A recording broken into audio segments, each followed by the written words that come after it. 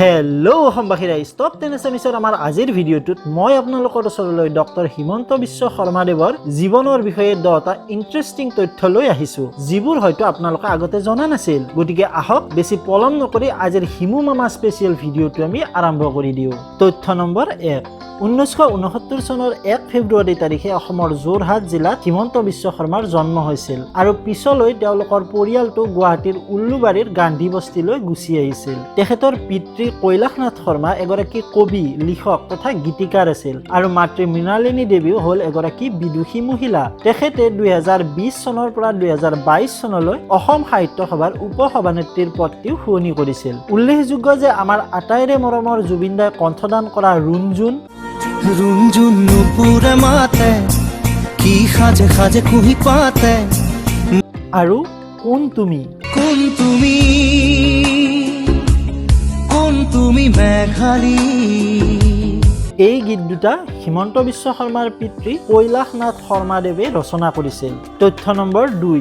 হিমন্ত বিশ্ব শৰ্মাই স্কুলীয়া শিক্ষা গ্ৰহণ কৰিছিল যোৰহাটৰ বাল্য ভৱন আৰু গুৱাহাটীৰ কামৰূপ একাডেমীৰ পৰা। অতি কম বয়সৰ পৰাই তেখেতে ছাত্ৰ ৰাজনীতিৰ সৈতে জড়িত হৈ পৰিছিল। 1979 চনত মাত্ৰ 10 বছৰ বয়সতে তেখেতে সেই সময়ত হোৱা অসম আন্দোলনতো অংশগ্ৰহণ কৰিছিল, য'ত তেখেতে প্ৰফুল্ল কুমাৰ মহন্ত আৰু ভৃগু ফুকনৰ দৰে পলিটিচিয়ানৰ সান্নিধ্য লাভ কৰিবলৈ সক্ষম হৈছিল।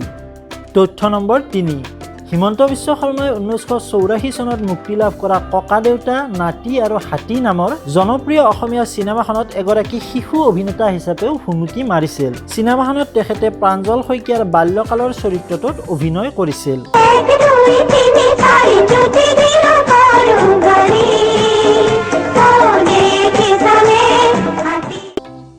তথ্য নম্বৰ 4। আমি আটায়ে জানো যে হিমন্ত বিশ্ব শৰ্মা এগৰাকী অতিশয় বাকপটুৰ ব্যক্তি। তৰ্কবিদ্যাত থকা তেখেতৰ এই দখল সৰু কালৰে পৰাই আছিল। তেখেতে গুৱাহাটী বিশ্ববিদ্যালয়ৰ যুৱ মহোৎসৱকে ধৰি আন বিভিন্ন ঠাইত আয়োজিত তৰ্ক প্ৰতিযোগিতা জয়ৰ জৰিয়তে তেখেতৰ তাৰ্কিক প্ৰতিভাৰ নিদৰ্শন দাঙি ধৰিছিল। তথ্য নম্বৰ 5। কটন কলেজত পঢ়ি থকা সময়ছোৱাত হিমন্ত বিশ্ব শৰ্মাই সৰ্বমুঠ 3 বাৰ কটন কলেজ ছাত্ৰ সন্থাৰ সাধাৰণ সম্পাদকৰ পদত জয়লাভ কৰিবলৈ সক্ষম হৈছিল। তেওঁ পোনপ্ৰথমবাৰৰ বাবে এই গৌৰৱময় কলেজখনৰ সাধাৰণ সম্পাদক হৈছিল 1988-89 চনত আৰু ইয়াৰ পিছত 1989-90 দ্বিতীয়বাৰৰ বাবে আৰু 1991-92 তৃতীয়বাৰৰ বাবে সাধাৰণ সম্পাদক হৈছিলগৈ। তথ্য নম্বৰ 6।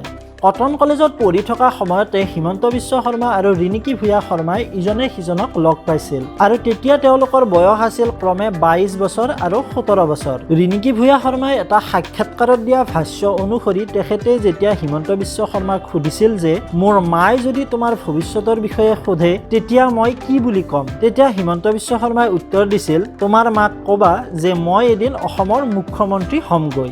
ইয়াৰ পৰাই গম পোৱা যায় যে হিমন্ত বিশ্ব শৰ্মা ছাত্ৰ জীৱনৰ সময়ছোৱাৰ পৰাই নিজৰ দৃঢ় সংকল্পত অটল ব্যক্তি আছিল আৰু নিজৰ জীৱনৰ লক্ষ্য স্থিৰ কৰি লৈয়েই তেখেতে জীৱনৰ পথত আগবাঢ়ি গৈছিল। তথ্য নম্বৰ 7।